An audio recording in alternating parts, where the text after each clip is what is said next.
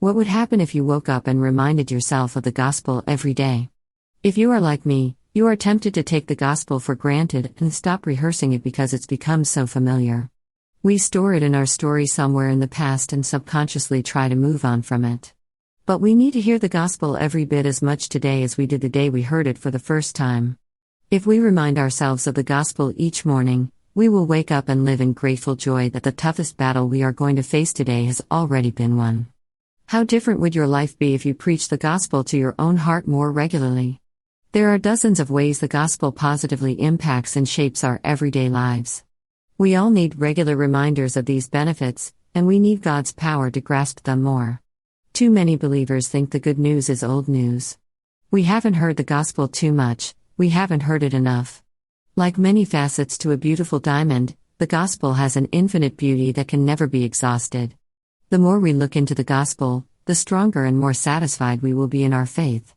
We need regular reminders of all God has done for us in the gospel, because the gospel fuels and motivates our desire to obey God and to serve Him. When we see how much He has done, how much He has given us in His Son, we cannot help but be changed and motivated to give Him our whole lives.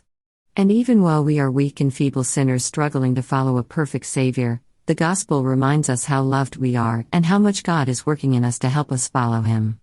There is no greater need in your Christian life than regularly reminding your own heart of the truth of the gospel.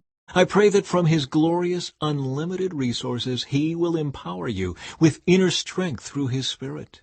Then Christ will make His home in your hearts as you trust in Him. Your roots will grow down into God's love and keep you strong.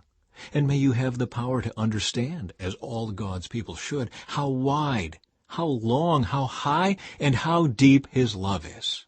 May you experience the love of Christ, though it is too great to understand fully. Then you will be made complete with all the fullness of life and power that comes from God.